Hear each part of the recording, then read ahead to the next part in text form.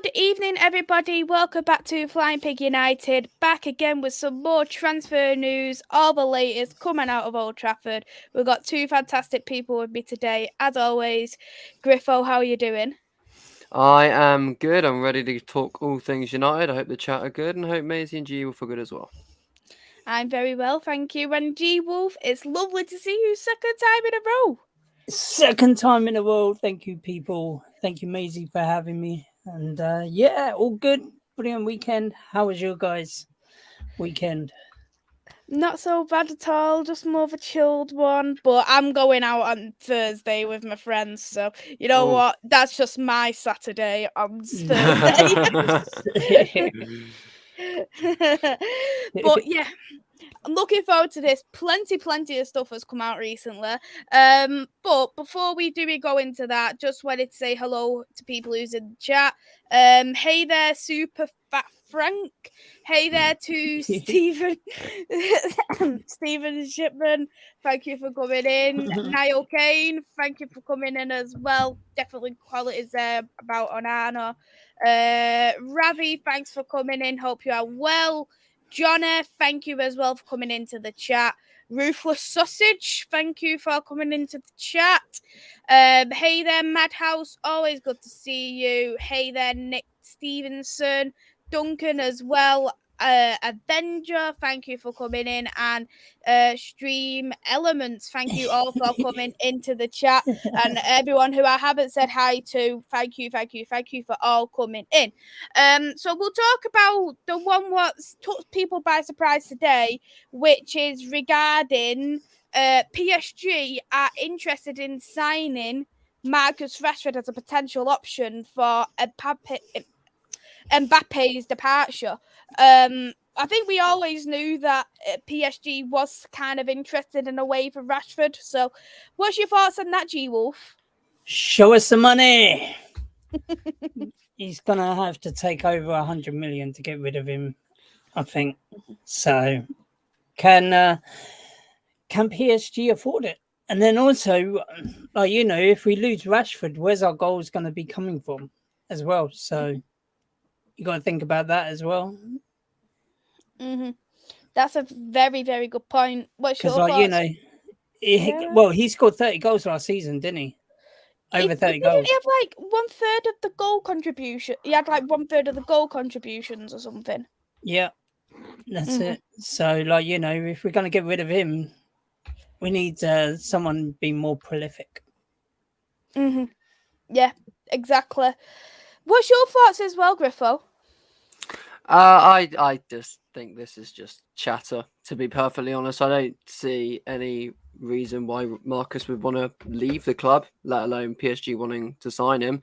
I think that I saw about it was between him and Kolo Muani of Frankfurt. I think the French links probably put Kolo Muani in favour over Rashford. So, yeah, but I don't think that it's anything concrete at this stage, and I don't see why Marcus would want to leave. He's a Manc born and bred. He's one of our own. He's come up through the academy, of course, and he was one of our best players last season. As G Wolf said, that's where the goals came. So, and there's clearly a project. United are clearly finally moving in the right direction. We've got a manager. We'll hopefully get a manager who is obviously very forward thinking and seems to hopefully be here for a long time and bring many successes. We've got an owner, whoever that is, coming in, new owner, so it's sort of a new era. So yeah, I don't see why he would want to leave. I'm sure he wouldn't want to be at any other club other than United. Obviously, you see players like this all the time. Mount, of course, was a Chelsea academy graduate and loved Chelsea and was blue till he died and then went to United. Players do that all the time, but I don't see Marcus doing that. And obviously, yeah, PSG could probably pay him more, but I don't see it. And I think G Wolf is right. If we sell Marcus to PSG, it's going to be a concern for us because he was the main source of goals last season. And while we do have a pretty stacked wide players list, I go through it most streams with the likes of Rashford and Garnacho, Pellistri, Ahmed, Anthony, Sancho, even Alanga. I think we don't need any more wingers, and I don't think we need to sell any. I think we've got the right amount. And Rashford's the best out of those wide players. So It's going to be crucial. And again, as well, Hojlund is probably going to come in, but other than that, we don't really have any other strikers because Martial is going to be, unfit for probably 90% of the season. So probably Rashford's the only other option to play there. So you've got to think about that as well. So I don't see any really concrete talks in that at all. Yeah, I think for me, this has been Rashford's best season. I know people are going to talk about like season 1 when he first broke in, but he was still only very, very young. And I think you can tell that Rashford is very happy as well where he currently is. I know Ravi has mentioned in the chat if Rashford can double his money, he will. But I think for me I think sometimes you can see when a player really appreciates the club, and I think Rashford is one of the type of players he appreciates. He loves Manchester United, and I think, as we've mentioned, there is a project here. Eric Ten Hag has clearly identified him as the main man. The man easily has said, "Look, you could do this. I believe in you. You could, I think you could bag 30 goals easily." And he's brought that confidence into him. And realistically, why would you want to leave a club where a manager loves you, appreciates you, who's got your confidence back, to a club where I think PSG is a great club, don't get me wrong, but a club where it creates a lot of uncertainty because the shifting the managers every so often. So it could have Luis Enrique for 2 years, and then who's going to get in the next 2 years' time once Enrique doesn't win the Champions League, what they really want to win? It's true. Yeah, PSG is probably one of the riskiest clubs to go to. Obviously, they had Neymar, Mbappe, and Messi, and now Messi's left. Mbappe could be leaving. There's rumours about Neymar leaving, and PSG still haven't won a Champions League. So yeah, there's so much uncertainty there.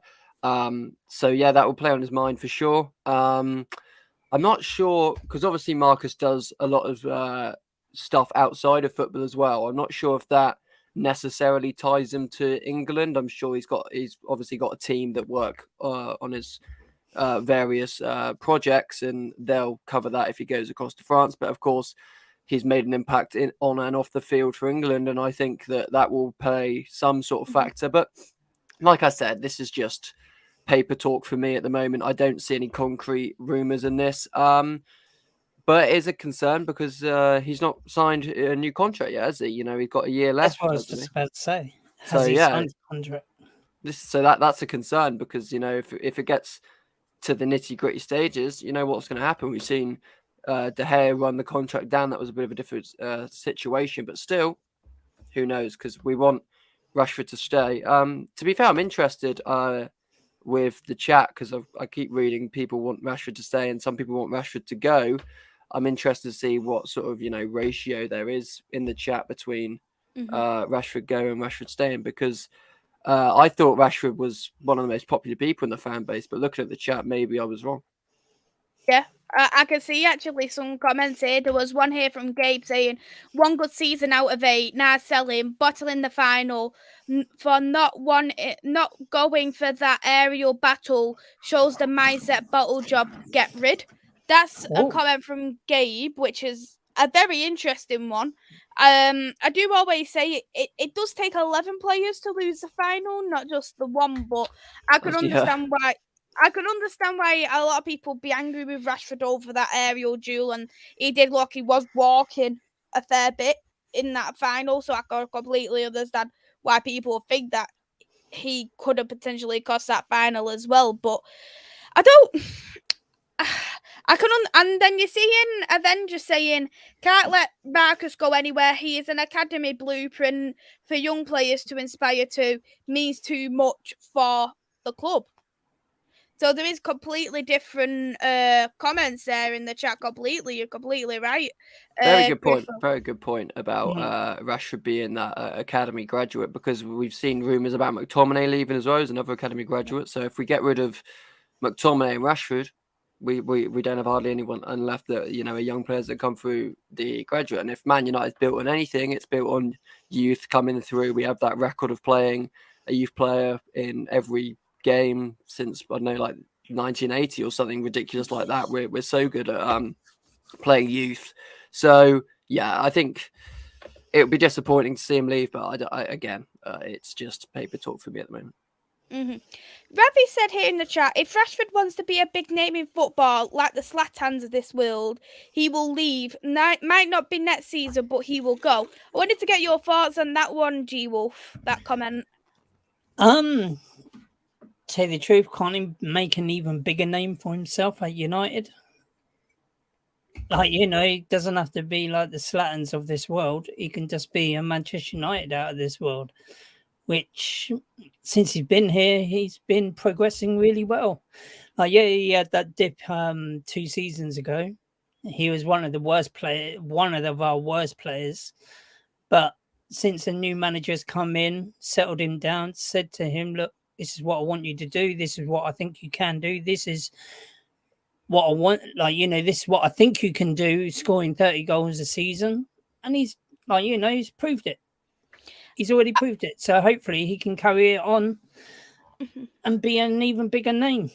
Next season. I do have a controversial comment though, is based on what we see Rashford when he first came into that academy, where he scored them 2 goals in his debut. He scored against Arsenal, he relegated Aston Villa, he scored against City. All them great moments. I think for me is when you looked at that, I think he could have progressed a lot further in his career than what he is at this moment in time. He could have had a lot more goals compared to what he's got at the moment. I think he was just mismanaged, though, from the previous managers that we had. He was just mismanaged.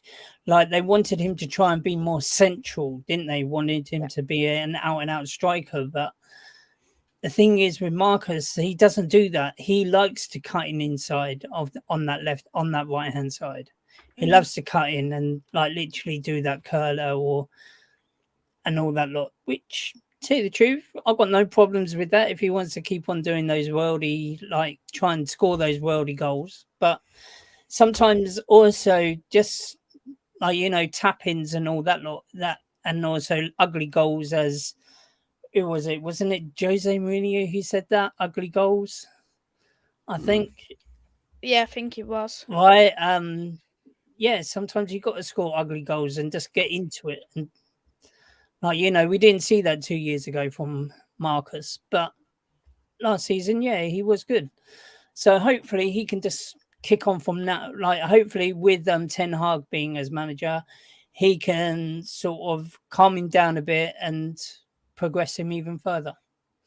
It's also, I get what you're saying about Rashford coming in and starting really well for United, Maisie, but he wasn't a name that was particularly talked about a lot during when he was actually in the academy. There was other players that were being said at like, oh, that I can't remember the players at the time, but this player, that player are going to be the future, and no one was really talking about Rashford. So it proves how much he worked to get into that team and to prove himself. And I say back as well, you can't really judge a player. I think fans often overhype players too much. I think about my favourite player ever, my favourite Manchester United player is Wayne Rooney. And I think that where he started, and he's achieved so much in his career. He's, highest goal scorer. Well, was the highest goal scorer for England. He's one of the highest goal scorers in Premier League history. He's won countless trophies with Manchester United. But you still look back at his career and you go, did he perhaps, this might be controversial, but did he perhaps ever so slightly underachieve from what people were saying? Because when he was a young kid, people were making this guy out to be, future Ballon d'Or winner. And obviously he never won a future Ballon d'Or. But we're not complaining as United fans because he's given us that much. So I think it is easy to overhype players when they're young. So I think Rashford had a great start. He's had a few sort of mid-seasons, couple really low. But I think under Ten Hag, I hopefully won't be seeing a dip from Marcus coming forward, because I think Ten Hag's not that sort of manager, unlike Ollie, who maybe let standards drop a little bit. And I think he'll really get going now. And we saw Ten Hag drop Rashford when he was late for training that one game. I believe it was against Wolves or someone. I can't remember. I think it was Wolves that we played, and he dropped Marcus because he was late to training. So Ten Hag doesn't let those standards slip, and I think that will benefit Marcus's game. Yeah, completely agree with that. People said in the chat, Madhouse starting with, why go? Best time to be at United is right now. Lucky Singer said, no Adidas shirt, no team viewer.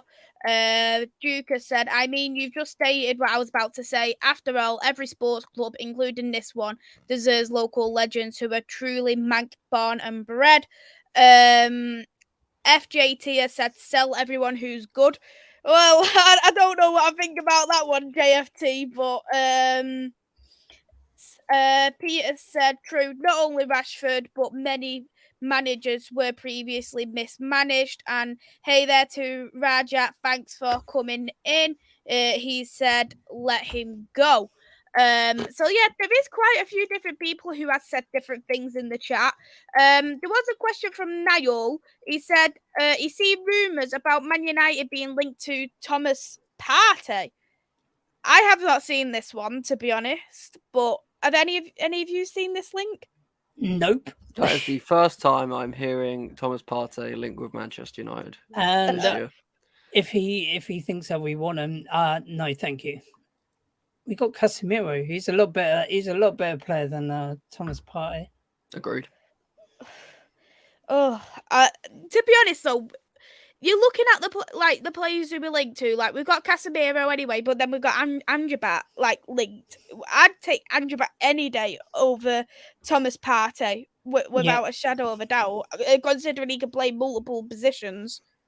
Yeah, I agree. I think Partey is probably a better player than Amrabat, but in context of what we need, Amrabat is probably the better signing. And you look at, Arsenal were pushed Man City right to the end in that league, and they want to do it again next season. They've gone and replaced Partey with Declan Rice, and there's links that Partey leaves Arsenal. So what does that say about Partey? So yeah, we've got Casemiro. Hopefully signing Amrabat as a backup, so Casemiro can get some rest. But Partey's not a player that I think can fit in any capacity at Man United. Mm-hmm. And there was a question here from Matthew is, would you take Felix as a striker option? I'll go with you first on that, Griffo. It's difficult because we have to judge because obviously the league is a different league to the Premier League in terms of the way it's played and so forth. So we have to judge him off his time at Chelsea, which is hard because everyone in that Chelsea team was poor. However, Joao Felix was a bright spark in that Chelsea team for a few of those games and started really well as well. And then had that transitional period when Lampard came in and all sorts. So, yeah, I wouldn't sign him as a first choice striker. I think that is reserved for a Hojlund or whoever. Felix will cost a lot of money if it's another loan for this season, just to give us another bit of depth up front that's not Martial, or we won't have to sacrifice Rashford on left wing to play up front. I think it's a really clever move. But if we start paying money for Felix, I don't think that is sensible. Mm-hmm. Just my opinion. What about you, G Wolf? I wouldn't take Felix at all. He not even just at his time at Chelsea, but even Atletico Madrid, even watching some of the games it just wasn't good enough. The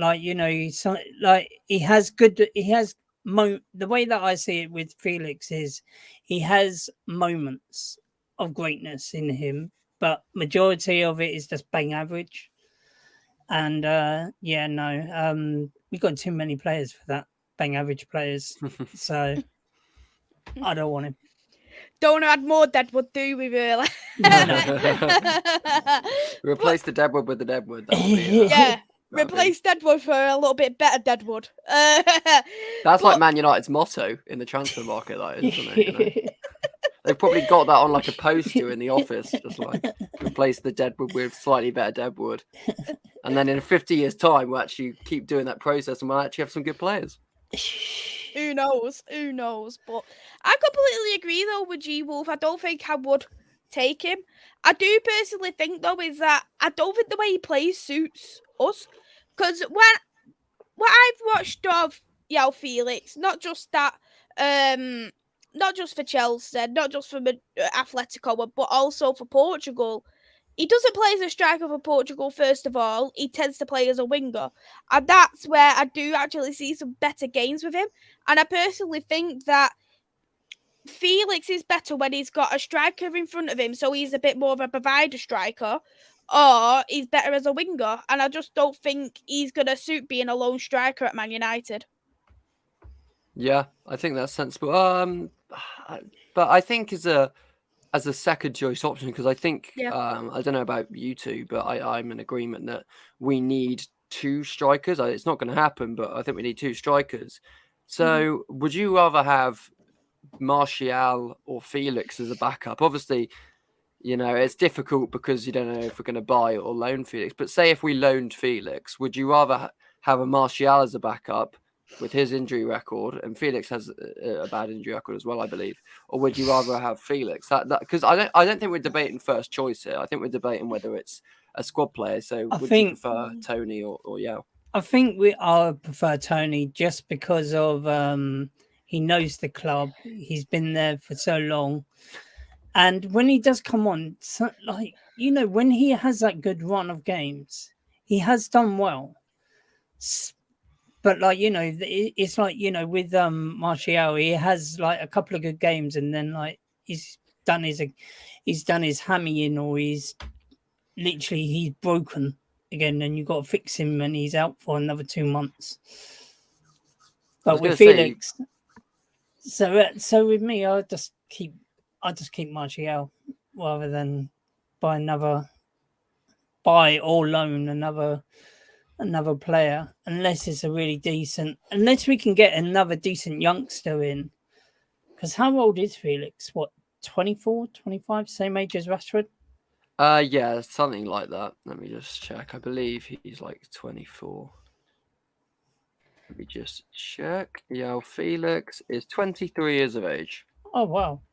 It seems like he's been around for a long time, though. Yeah, he came through very young, and he was lauded as the next big thing. Hasn't quite worked out, but I mean, he is playing in a Atletico side that can restrict a lot of players. Yeah, because he was one of the most expensive transfers from Benfica as well. And I'm looking at both their injury records. Surprisingly, Joao Felix hasn't actually had an injury for 2 seasons now. Ooh. But when he was out, my bad, he was out for over 70 days when he was last out. Oh.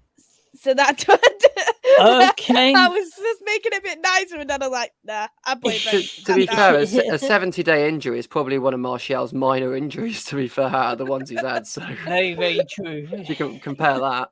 Yeah. Let's just say we don't need Ten Hag making more speeches, otherwise he might pull a friend.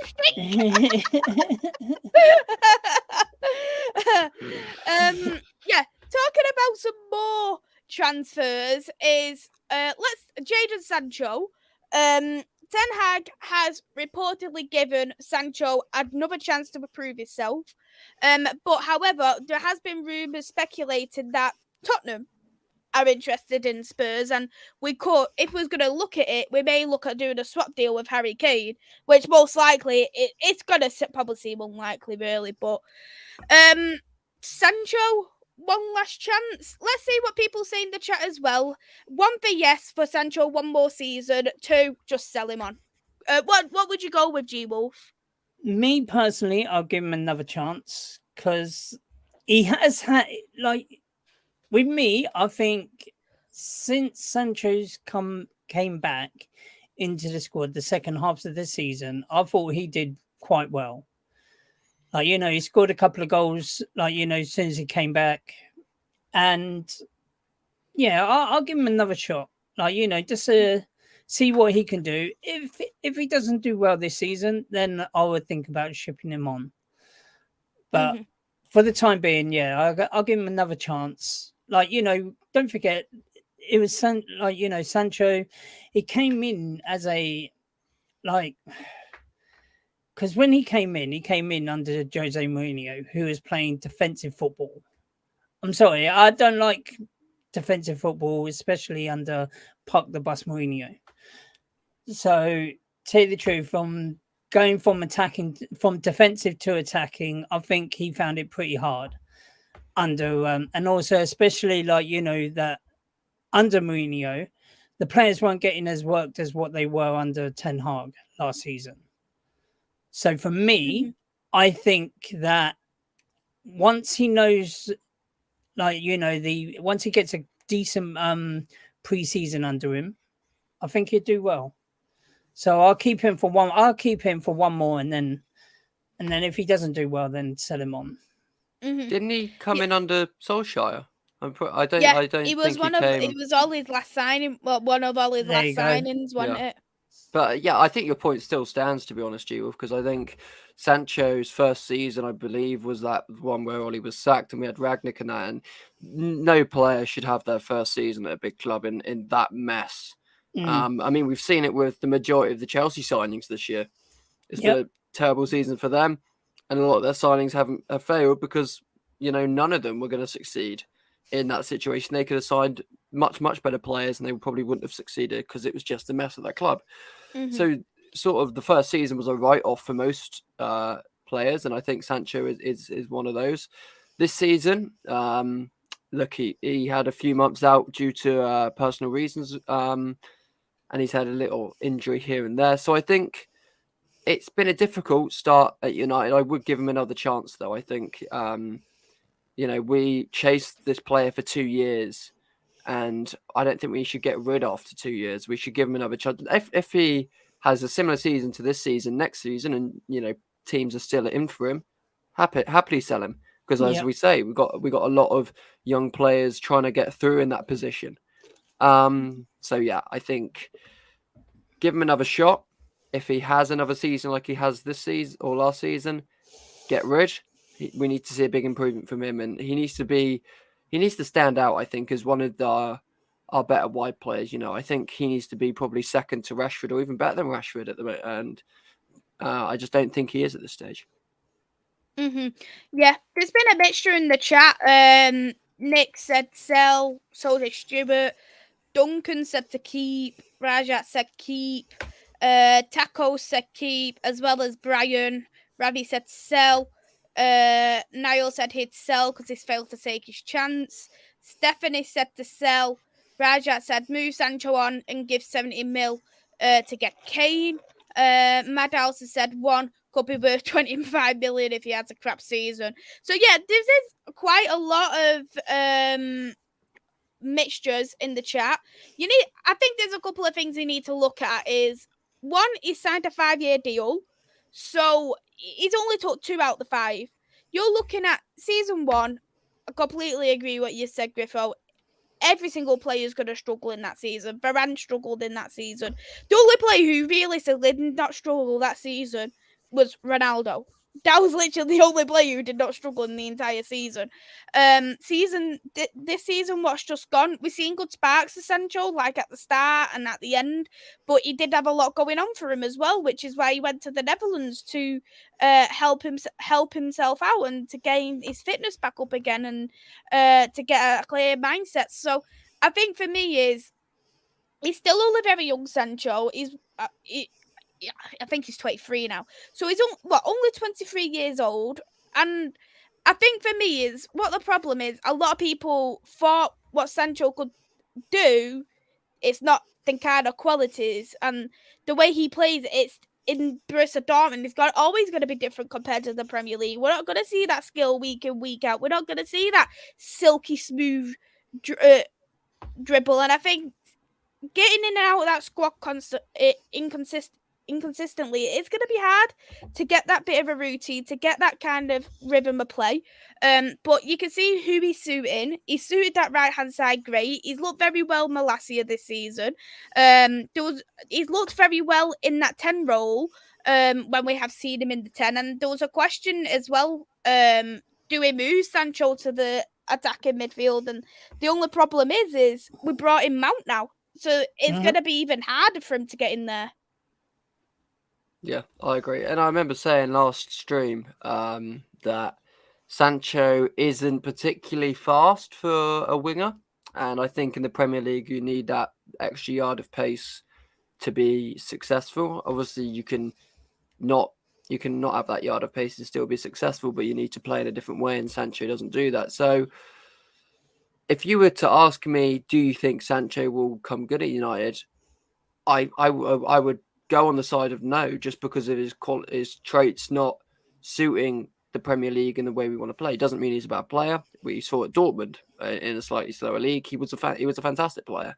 And while I was researching his age, and he is 23, I saw something, I believe, from the Manchester Evening News that was saying about him going back to Dortmund for a loan, which might be good to restore his confidence, try and get him back playing again. So maybe that's a good suggestion from whoever that was. But yeah, I think he is a player that doesn't look like he could succeed, but I would give him a chance to prove me and everyone wrong. I would, because I think 2 seasons is not enough, especially when you give that much money and pay that much money for a player that you've chased for 2 years.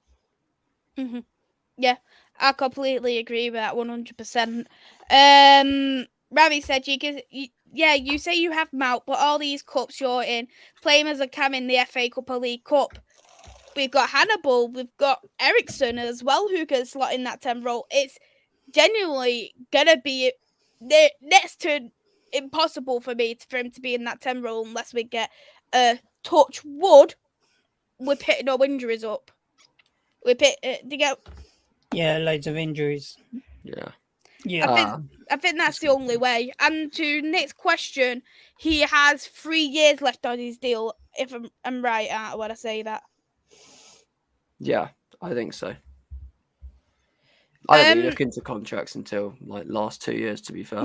No, neither. But I thought, from what I remember, he signed a 5-year deal. So I thought, I'm sure he signed that 5-year. But I mean, we could be Chelsea, to be fair, and given signed an 8-year 8-year contracts. I think people will be living on Mars before those contracts expire. I'm actually just looking at his contract expiring now, and his contract expires in 2026. So there's still 3 more years left to realistically sell him. And I completely agree with this comment. Sancho is a 1-2 pass and move player. When Erik ten Hag gets more fluid attack going, Sancho could thrive. That's another interesting comment indeed. Because we've seen players who's already thriving on the ten Hag, and sometimes it just takes that little bit more.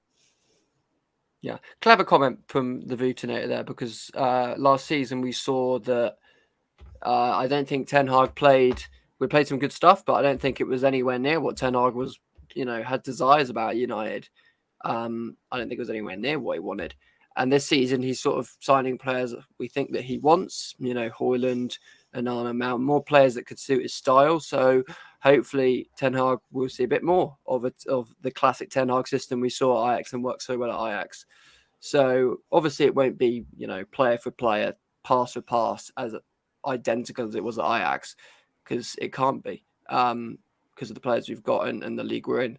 So I think that's a good comment. Sancho could thrive because we haven't seen the real pinnacle of Ten Hag football, so to speak, yet. So I think in terms of that, Jadon could thrive, and that's why we give him another season, because we've got more players in Mount, Onana, Hojlund, and hopefully other 3, and then we can play a Ten Hag system. And who knows, Sancho could turn into a fantastic player. This time last season, or this time last year, I should say, probably a lot of people were saying, sell Marcus Rashford. I know we already had that conversation, but a lot of people have changed their minds because of what season he's had. So it's all about given seasons and given chances when there's new stuff around. Rashford got a chance under a new manager, and Sancho can have a new chance under a slightly more Ten Hag system. Most definitely. Mm-hmm. Yeah, I completely agree with that. And you've actually brought me on to Onana, because we did have the announcement by Fabrizio to say it's Onana week for Manchester United. Negotiations will continue with final round in order to submit official bid and get it done. Sources expect the agreement to be done by Wednesday/Thursday. No.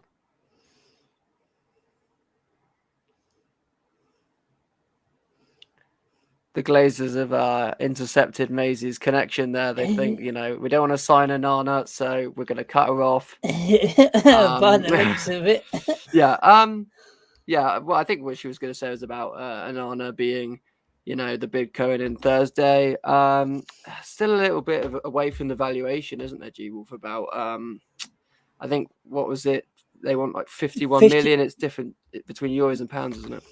Yeah, because of they wanted 51 million euros, didn't they? And I think that we was offering in pounds. I think it was something like 39 mil was the last time I saw. Yeah. And then I think we're gonna try and up it to 45 mil. So sorry about that. My wife. And then 5 million in add-ons. Yeah. Hey. We just thought that the Glazers sort of intercepted your Wi-Fi a little bit and sort of cut you off a little bit. But...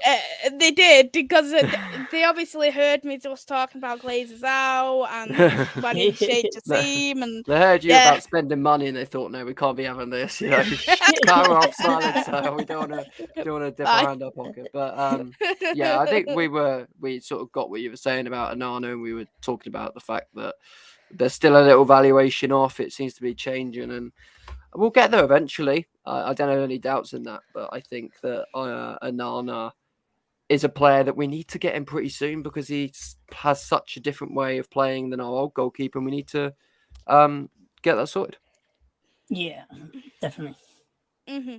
Yeah, I think for me, I think it most likely will probably happen on the Thursday, because we do know the pre-season game is going to be on the Wednesday, and we know with Manchester United, they don't like to do two things at once. It comes one at a time, really, doesn't it? Yeah, they can't do two things at once. That's why. Well, yeah. Nick said, just read on Sky, Onana is very close. So fingers crossed that's going to happen soon. And question from Ravi, Onana a commanding goalkeeper in terms of being vocal and pulling his defence to position? Any of you could take that. I think he's a commanding keeper in terms of I think he is in terms of vocal, but then also at literally if he sees the ball coming in anywhere near his goal, near the goal line, he's onto it straight away. But what I've seen under Inter Milan, I think the only, it's not a critique, but the only thing which he lets in soft goals, a bit like De Gea as well. Like, you know, De Gea, he lets in soft goals. I think that's the only thing about Onana is his he can let in soft goals, but overall, I think he's a much better keeper than David De Gea. In fact, in terms of commanding his area. So I agree. I think the goalkeepers that are available, Onana especially is the best option. Mm-hmm. The thing is, though, a lot of the goalkeepers do. I'm sure every single goalkeeper has put in a howler goal or a howler of a performance, and the thing is it's a shame how De Gea had left, of course, but it's one of them where I think if we're gonna do something, Ten Hag is bringing in players he trusts, and clearly he trusts Onana to do the job, because all the players he's brought in so far have realistically works for us. Yeah, they have, and like literally, even like, you know, people saying about Weghorst. Yeah, okay, he didn't score that many goals, but look how many layoffs he did by the players to score. Don't G-Wolf. Don't try and say there was positives to Weghorst. Don't. You want me to say a positive for it? Let's say a positive. He assisted in the Carabao Cup final. There you go. Yeah, I guess. Yeah, no. I'll let you continue, G. That was a really.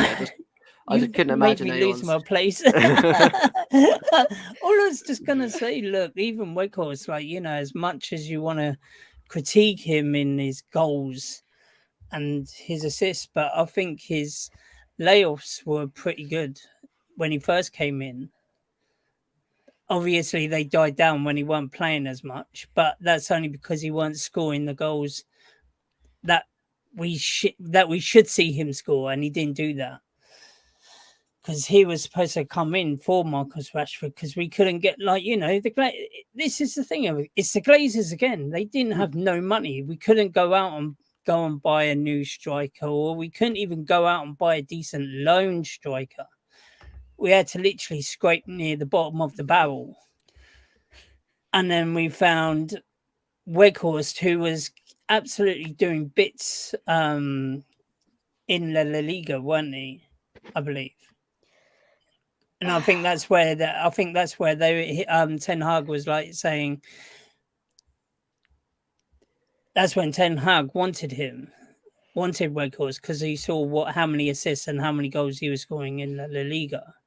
But then if you actually watch him play for Burnley, then you sort of get an idea of how shit he really is. Brilliant. I think there was looking at Weghorst based on scoring 2 goals in the World Cup. I mean, I don't know. I think it was Besiktas, wasn't it, in the Turkish league, where Ten Hag identified that. And I mean, I don't watch the Turkish league, to be perfectly honest. Oh, was it the Turkish league? I thought it was La Liga for some reason. He might have done something in the Liga. He's definitely a sort of player that probably would, but I think it's difficult, isn't it? Yeah, it's just. I'm glad that's over. I don't know why we're still talking about him. To be perfectly honest with you, it hadn't worked out. Move on. Okay, we'll stop talking as what Messi calls the Bobo.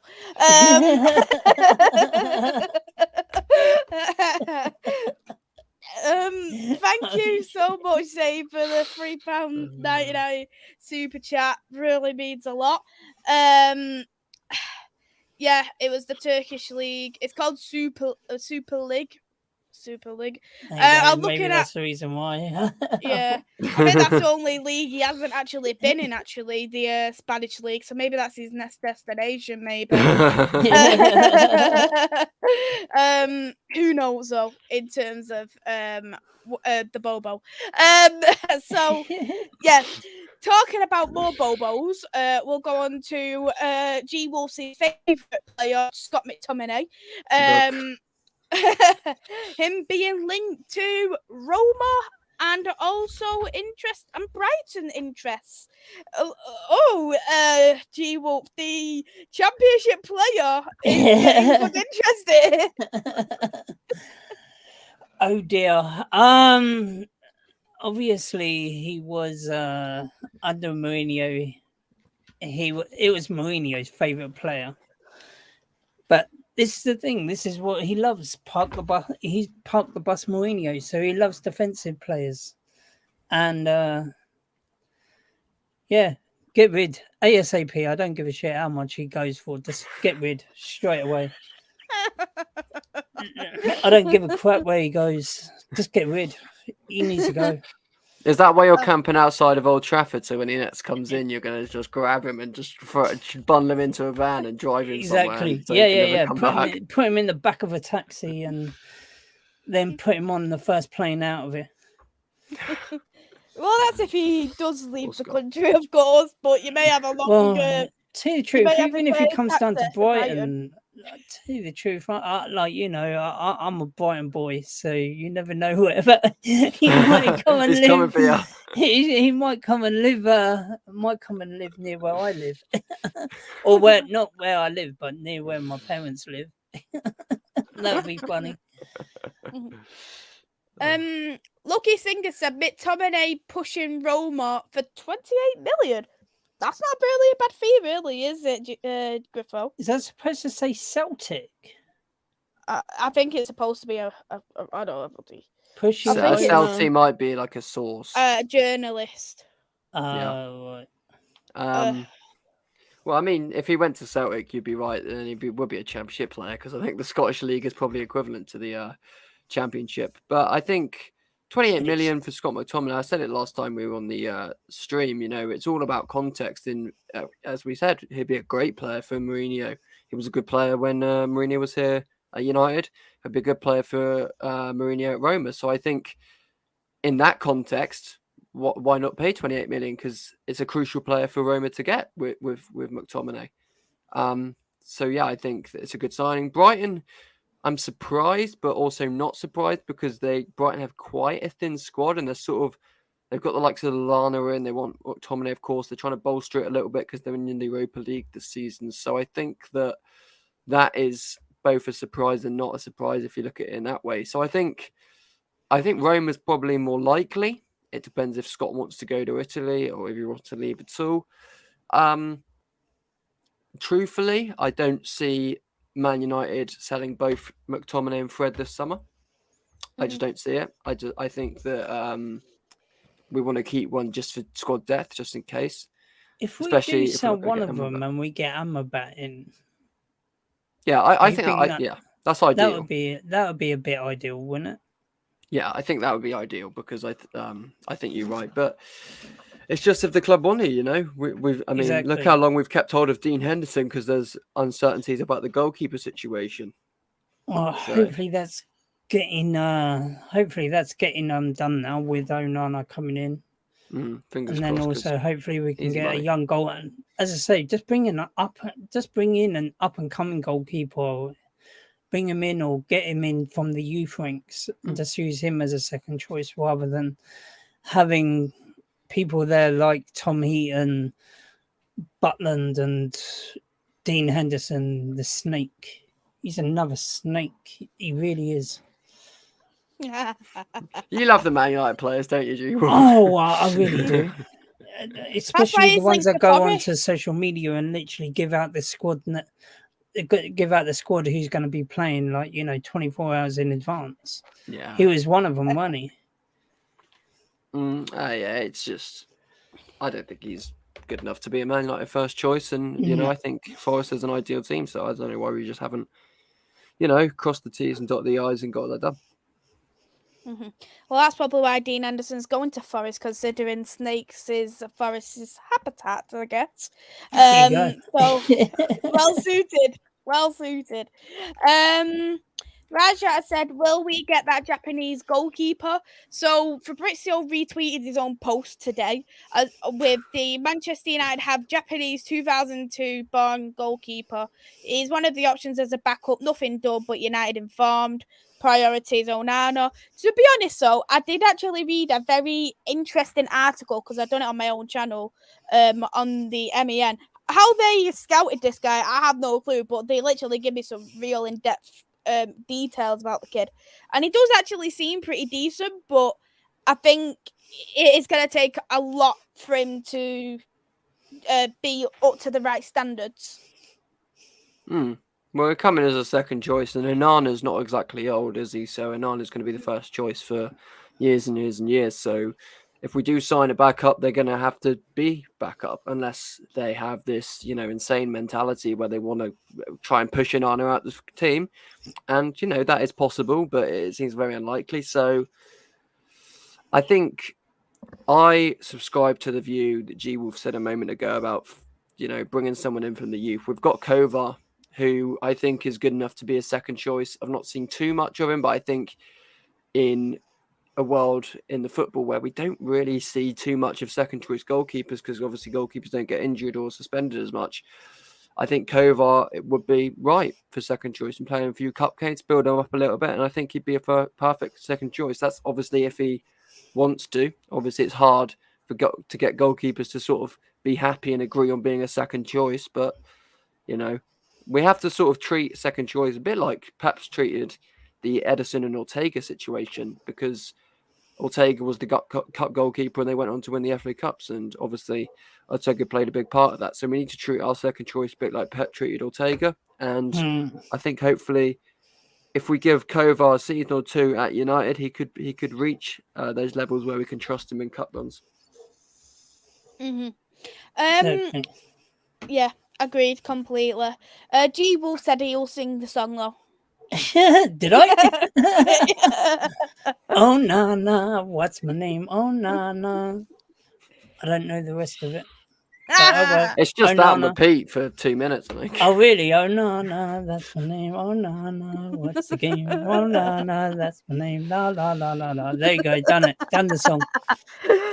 What about you, Griffo? You're gonna have a little bit of a sing song? No. Yeah. Party pooper. Maybe when he signs, maybe when it is official and I see him holding up that Manchester United shirt, maybe we can have a nice little group session of singing. Who knows? There we People go. know I sing on my own channel. Like, I don't want to bleed the ears of a Flying Pigs channel. I sing enough on my own channel, singing all the chants. So I don't want to bleed no one's ears on this channel for sure. Fat Chinese Gaming has said, any news with the new owners of the club? No. But I did actually hear something which I'm going to break people's hearts here. I've actually read that Jim Ratcliffe is actually in favour now. Oh my word, it's like bloody scales, isn't it? You know, this Ratcliffe's in favour, Qatar's in favour. I just do not read anything about the ownership at all until it is 100% official from Manchester United themselves, or potentially Mike Keegan, because he's been really reliable on this particular situation. So you get so much, you know. We talked a few weeks ago about Qatar was meant to be announced in the next few hours. We all sort of sat here and said it's definitely not going to get announced in the next few hours. Here we are, 2 weeks later, still hasn't been announced. I think someone needs to sort of kindly remind the Glazers that, you know, they said the, you know, club's up for sale, because I think they've just forgot about it, to be honest. It seems like it, hasn't it? Yeah, it's just like, maybe this was their tactic all along. Maybe it was to try and elongate it to the transfer window and hope that all these Onana rumours and so forth sweep up any talk about the ownership. Who knows? But it's working at the moment because everyone's sort of forgot that the club is, you know, on the cusp of being taken over by either Ratcliffe or Sheikh Jassim. And yet, all we seem to be talking about is Mount coming in, Hojlund, Onana, and players like that. So it's a mess of a situation. It really is. Mm-hmm. Yeah. Sorry, I don't want Jim Boy as our club owner. No, yeah. Literally, he wants the Glazers in. We want him out, not keep him for another 6 months or a year. We don't want that. And the guy is just, oh, well, I can't afford it. Well, why go in for a club if you can't afford it? Exactly. Literally, bro. And it's not... Sorry, Drew. No, go on. I was just saying that we wanted full sale, not a part and ownership. Exactly. And even you look at Ratcliffe's ownership of Nice in France, load of people, I think Dante, the defender, came out and spoke against it a lot. I think the fans are not happy about it. The ownership that he's ran there at Nice has been, you know, very, you know, unfavored with the fans at Nice especially. So that just proves that him as an owner, probably not the one. Obviously, Sheikh Jassim, we don't have any experience of him being an owner of a football club, but he's got more of the tools to be a successful owner than Ratcliffe, and that comment says it all. Hashtag Glazers out. We've been saying it for years and years and years, almost since when they came in, brought the club on debt. The way they came in, obviously, the Premier League has since blocked the way that they can buy football clubs. Man United seem to have been the victim of that rule, and we've been saying it since they came in, and hopefully we're on the end of that, and hopefully the Sheikh Jassim can come in and really start rebuilding this football club. And I've always said, you know, obviously it's very convenient to have an owner that it has a lot of money, but for me, spending money solely on the team and the squad is probably quite low down on my pecking order in terms of a new owner, because we've seen the Glazers spent money. You know, Man United have still spent one of the most amount of money, if not the most, in the Premier League. It's just the way we've spent it. And that is all down to scouting. That's all down to the people we employ, getting higher fees than what the players are worth, and, you know, highlighting the wrong players. So it's not necessarily the amount of money, it's the way you spend it. And I think Sheikh Jassim comes in, puts a lot of money behind the stadium. I think we all would really want to see Old Trafford sort of be not rebuilt necessarily as a complete new stadium, but definitely just a tidy up. Exactly. Fresh coat of paint, you know, Exactly. Fix the leaks, chuck a few Wi-Fi routers in there and strengthen that Wi-Fi a little bit. I know they did that at the end of last season. Add a few more and just fix it up a little bit. That's a big part of the ownership. And I don't think Ratcliffe would do that if he got in. So Sheikh Jassim is sort of the owner that everybody wants, but for me, it's not about money he'll necessarily put into the squad.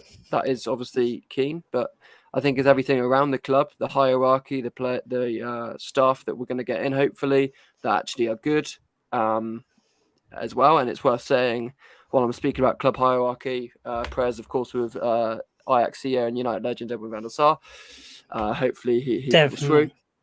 But yeah, I think that that is everything around the Manchester United that we want to see improve, and I think Sheikh Jassim is in a better position to do that than Ratcliffe. Yeah, exactly. And Fat Chinese Gaming has said here, what if the Glazers were never going to sell the club? That's something, again, we just never knew. They could have just never wanted to sell it. It could have just been all paper talk. We just realistically don't know. And to be honest, I can't rule anything out with the Glazers, because FFG actually done the exact same thing about investors and then pulled out and said they didn't want investors.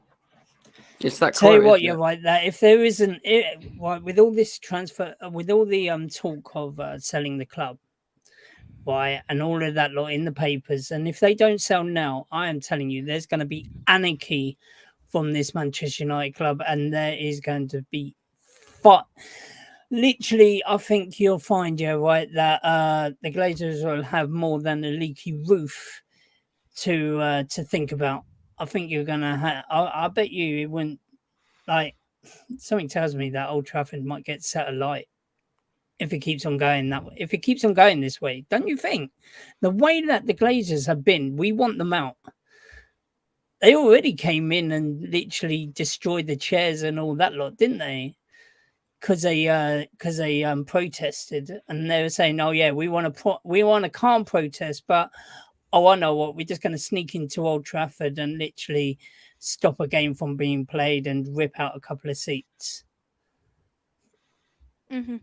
Yeah. What do you think is going to happen? What do you? There will be, as Nick's saying, there's going to be serious repercussions, and also a backlash if Radcliffe and it's Radcliffe and the Glazers. There's going to be anarchy, I'm telling you, if the Glazers don't sell to who we want them to. We've been protesting, against the Glazers, as I said, since they came in 2005, and they've not really ever taken it properly seriously. It's just, obviously they're based in America. They're very, very rarely are here in England, actually, with Manchester United. So what seems absolutely massive here probably is a drop in the ocean for them, and that's the sad disconnect between them and the club. That they see these protests before games and getting that Liverpool game cancelled. We saw it as a massive thing because it happened in England where United based and where we're based, but in America, where Glazers don't really have that proper connection with the club that they own, it probably just felt like a drop in the ocean. So yeah, I think there would be massive backlash if Ratcliffe won and the Glazers stayed. I don't think it will get to a stage of, massive anarchy, so to speak.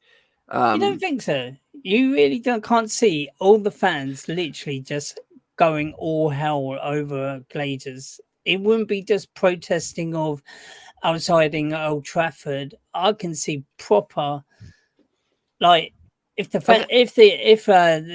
Glazers literally just say, "Look, we're not going to sell the club now." We come out and say, "Look, we're not going to sell the club." After negotiations with Jassim and also with Radcliffe, and then all of a sudden say, "No, I'm not going to sell the club." You don't see there being absolute anarchy over that? I think with all the protests that we've been doing. Yeah, I think maybe we'll probably see more I think we'll see probably some more games cancelled, reminiscent of what we did with that Liverpool game. So I don't think that it's all about hitting the Glazers where it hurts. If getting a Premier League match cancelled was big, but it didn't affect the Glazers. It won't affect the Glazers unless you go straight for where it hurts them the most, which is the pockets of them. If we do a mass boycott and get sponsors involved, and then sponsors start to pull out and all sorts of that, and that's where it really hurts. So yeah, I don't think we'll see a scene where people start smashing Old Trafford to pieces and the stadium falls down. Even though probably you can, sneeze next to the stadium at the moment, it probably will collapse. So maybe we might, but yeah, I think it's difficult, and hopefully this is just us fearing the worst, and hopefully this whole charade of Glazers ownership is going to come to an end. And I think the story wasn't it, about they've got 6 Glazer siblings. The 4 sort of ones that are sort of under the radar want to go, and Joel and Avram are sort of wanting to stay. And I hear that is the big dispute at the moment, is within the Glazer family themselves, is that Joel and Avram want to stay, want to, milk this cash cow a little bit more, while the other 4 just want to get out of there. So no one knows the whole situation regarding the business, and if they can do what they can do, I don't know. But there seems to be a divide even in the Glazers family. So, as I say, I encourage people not to read anything until it's official, because we'll just get, caught up in this whirlwind, which we don't need. Agreed. Sing Games said, I think the fan base is weak. I think it's the British way nowadays. We just vent online. In the end, we just accept. Nothing gets done. Rush Mano has said, apart from getting the Liverpool game stopped and all the sponsors being targeted, it would be WW3 if they don't go. Lucky Singh said, full sale. We need to stop the matches straight away. Nick said it will show on the stock market as well, and also said #Glazers out. IQ_insane has said, my prediction, they don't want to full sale the club, but they are too scared to announce it, so they're waiting until the whole thing goes cold. Shauna said, I'm a Borough fan. This Glazer crap either does my head in. Wish they'd piss off out of the biggest club in the world. I like this guy. I do like this guy. Duncan has said, nothing will happen. Fans too scared of losing their season tickets. This is what the problem is, though. What I do think is, yeah, we boycotted the Liverpool game, and people wanted to have an empty stadium with the Liverpool game where we won 2-1.